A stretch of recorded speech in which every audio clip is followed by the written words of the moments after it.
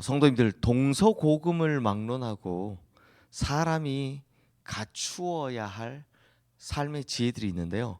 그중 하나가 바로 중용입니다. 고대 그리스의 철학자였던 아리스토텔레스는 중용의 덕을 굉장히 강조했었죠. 또한 중국 철학자인 주자는 자기가 쓴 예기에서 중용편을 따로 떼어서 책을 하나 쓸 정도로 중용을 중요하게 여겼습니다. 그러면 중용이 뭐냐? 이 중용을 한마디로 정의한다면 과유불급이다 라고 할 수 있을 것 같습니다. 지나치게 모자라지도 않고 또 한쪽으로 치우치지도 않는 것이라는 의미를 말하는 거죠. 그런데 저 모니터 조금만 올려주세요. 과유불급을 오해하는 사람들이 있습니다. 그러니까 어떻게 오해하냐? 중용이라고 그러면 중간만 하면 되는구나 라고 생각하는 겁니다. 혹은 모난돌이 정맞으니까 대충 요 정도만 하자. 혹은 중용을 튀지 않는 것이다 라고 오해하는 겁니다. 하지만 이건 중용이 아닙니다. 중용은 치우치지 않는다라고 해서 중간 정도 하는 것이 아니라 치우치지 않기 때문에 언제 어디서나 자신이 떳떳하고 변함없다라는 것을 바로 중용이라고 말할 수 있는 겁니다.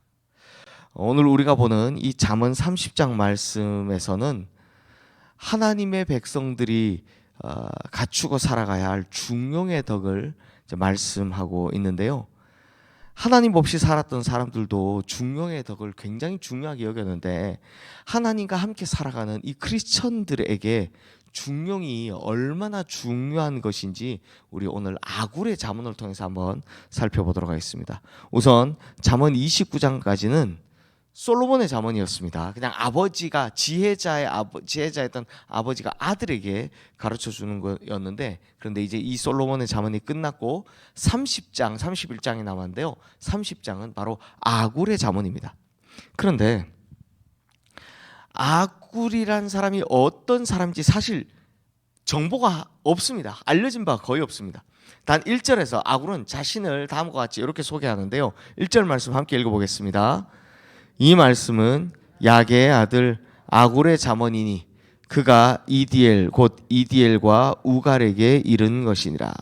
자, 이렇게 아굴은요 자기 가족 관계 정도만 딱 소개를 하고 있습니다. 그리고 더 이상 알려진 바가 없습니다. 거기다가 이 사람들이 누군지도 잘 모르겠습니다. 성경 다른 데 나오지 않으니까요. 그리고 2절 3절 말씀에서 아굴은 자신을 좀 더 겸손하게 이렇게 표현을 합니다. 우리 함께 읽겠습니다. 나는 다른 사람에게 비하면 짐승이라. 내게는 사람의 총명이 있지 아니하니라. 나는 지혜를 배우지 못하였고 또 거룩하신 자를 아는 지식이 없거니와. 자, 아굴은 자신을 가리켜 뭐라고 이야기했냐? 짐승이다. 지혜를 배우지 못한 사람이다.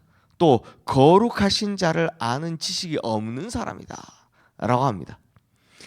근데 이건요 실제로 그렇다는 말이 아니라 진짜 겸손의 표현입니다. 왜냐하면 30장 말씀 전체를 읽어보면 아굴은 진실로 하나님을 잘 아는 사람이었고요.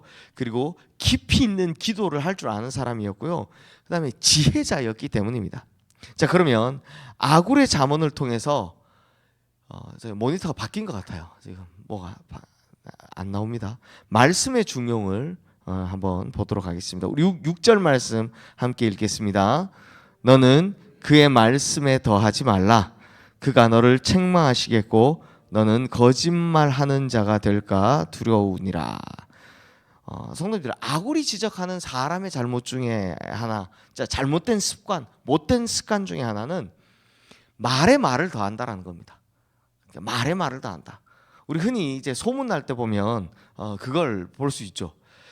말을 하다 보면 사람들은 거기다 뭐랍니까? 자기 생각을 더하고 그리고 자신이 생각이 더해지면 원래 말보다 다른 말을 붙여서 더 과장되게 표현합니다. 그러다 보면 뭐 소문을 하나 터지면 이게 눈덩이처럼 불어나서 이야기가 되는 걸 볼 수 있습니다. 근데 성도님들, 이 문제는 사람이 우리가 하나님 말씀을 대할 때도 그렇습니다. 하나님의 말씀을 대할 때는 이 말씀이 있는 그대로를 받아들이고 또 말씀이 있는 그대로를 수용해야 합니다.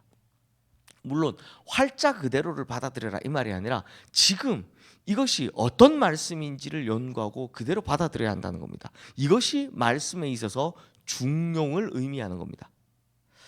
성도님들, 대표적으로 에덴에서 시작된 죄를 한번 생각해 보십시오. 이 죄가 왜 시작됐냐? 말씀의 중용을 지키지 못한 것에서부터 출발하는 걸 볼 수 있습니다. 자, 성도님들, 선악과를 먹은 게 죄가 아니라 말씀드렸죠. 뭐가 죄였습니까? 마음이 이미 하나님께서부터, 하나님 말씀으로부터 떠날 때 벌써 죄인이었다라고 말씀드렸습니다. 뱀이 하와를 유혹했을 때 하와는 선악을 알게 하는 나무의 열매는 먹지 말라, 먹으면 반드시 죽으리라 라는 하나님의 말씀에다 어떻게 합니까? 먹지도 말고 만지지도 말라, 그가 하면 죽을까 하노라 라고 자신의 생각을 더해버리는 겁니다. 결국 말씀의 변질이 일어났고 그 말씀의 변질은 자기뿐만 아니라 모든 사람의 영혼을 파괴하는 데까지 이르러버린 겁니다. 그러므로 하나님의 말씀은 말씀에 있는 그대로를 받아들여야 합니다. 이것이 말씀을 수용하는 데 있어서 꼭 필요한 중용이라는 겁니다.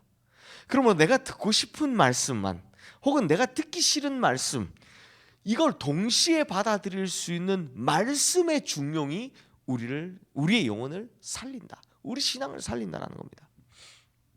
하나님께서 심판을 선포하면 심판을 받아들이면 되고요, 하나님께서 복을 선포하면 복을 받아들이면 됩니다. 그대로 받아들여야 하는 겁니다. 그런데도 내가 듣기 싫어하는 말씀, 내가 원치 않는 말씀은 말씀이 주어지면 이건 제외하는 겁니다. 저건 내게 아니야 라고 생각하는 겁니다. 혹은 내가 듣기 좋아하는 말씀, 내가 원하는 말씀만 딱 빼서 그것만 가지고 살려고 하는 겁니다. 이러면 이게 치우치는 거죠. 이건 절대 말씀의 중용이 아닌 겁니다. 그리고 이렇게 말씀을 취사선택해서 이건 받아들이고 이건 안 받아들이고 이렇게 한다면 이런 행위는 결국 우리를 하와처럼 만들어버린다. 우리의 영혼을 잠식시키고 결국은 사단에게 우리의 영혼을 내주는 꼴이 될 거다라는 겁니다. 그러니 성도님들, 오늘 참 중요한 이야기인데요, 부디 말씀의 중용 뭡니까? 하나님 말씀을 하나님 말씀으로 있는 그대로 받아들이시기를 주님의 이름으로 축원합니다. 자, 두 번째로는 지금 이 아굴이 삶의 중용에 대해서도 이야기를 합니다. 우리 7절 8절 말씀 함께 읽겠습니다. 내가 두 가지 일을 주께 구하였사오니 내가 죽기 전에 내게 거절하지 마시옵소서.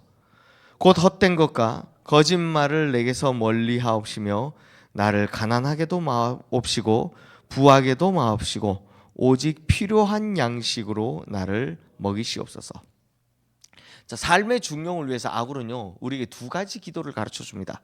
첫째, 헛된 말, 거짓말을 피하게 해주십시오 라고 하고요. 둘째, 오직 필요한 만큼의 양식만 공급해 주십시오 라고 하나님께 구하고 있습니다.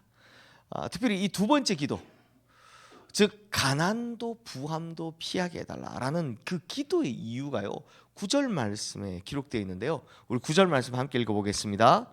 혹 내가 배불러서 하나님을 모른다 여호와가 누구냐 할까 하오며 혹 내가 가난하여 도둑질하고 내 하나님의 이름을 욕되게 할까 두려워함이니이다. 자, 성도님들, 지금 사실 돈 좋아하지 않는 사람 누가 있습니까? 그렇죠. 그런데도 이 부를 추구하는 것에 있어서도 브레이크가 필요하다라는 겁니다. 브레이크를 밟지 않고 끊임없이 부를 추구하다 보면 결국 어디까지 가느냐? 돈이 하나님이 되는 겁니다. 그러면 그때부터는 자신의 영혼을 돈에게 내줬기 때문에 영혼이 망가지는 겁니다. 자신의 영혼을 파괴되는 겁니다. 오히려 그때는 부하면 부할수록 자기는 점점 죽어가는 겁니다. 이 아굴의 말처럼 부를 브레이크 없이 그냥 그 끝까지 쫓아가다 보면 결국 무슨 일이 일어난다? 하나님을 모른다 하는 지경에까지 이르기 때문입니다. 왜요? 하나님 없어도 잘 사니까. 그런다고 일부러 게으르면서 막 스스로를 가난하게 하는 필요 있습니까? 그것 역시 우리가 하지 말아야 할 일입니다. 나의 게으름 때문에 가난하게 되면 그것 역시 하나님의 영광을 가리는 일이다 라는 겁니다. 즉 성실하고 진실하게 최선을 다해 살면서도 절대 하나님에 대한 은혜와 감사를 잊지 말고 살아라. 지금 이 이야기를 아굴이 하는 겁니다. 그러므로 부하여서 교만하지 않게 해주십시오. 가난하여서 원망하지 않게 해주십시오. 오직 하나님께 늘 하나님의 은혜와 감사를 기억하며 살게 해주십시오. 이게 바로 아굴이 우리에게 가르쳐주는 삶의 중용이다라는 거죠. 근데 성도님들, 이렇게 삶의 중용을 지키며 살아가는 것이 사실 상당히 어려운 일이다라는 건 틀림없습니다. 그래서 아굴은 하나님께 이렇게 살게 해주십시오라고 기도하는 겁니다. 그러므로 성도님들, 우리 역시 기도할 때 하나님, 제가 이 삶의 중용을 잘 지키게 해주십시오 라고 기도해야 하는 겁니다.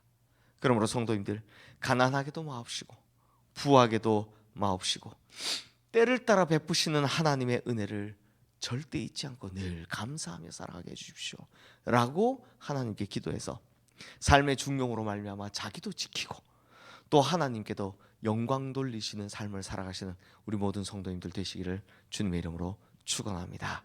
이 시간 오늘 주신 말씀 기억하며 우리 함께 기도하겠습니다.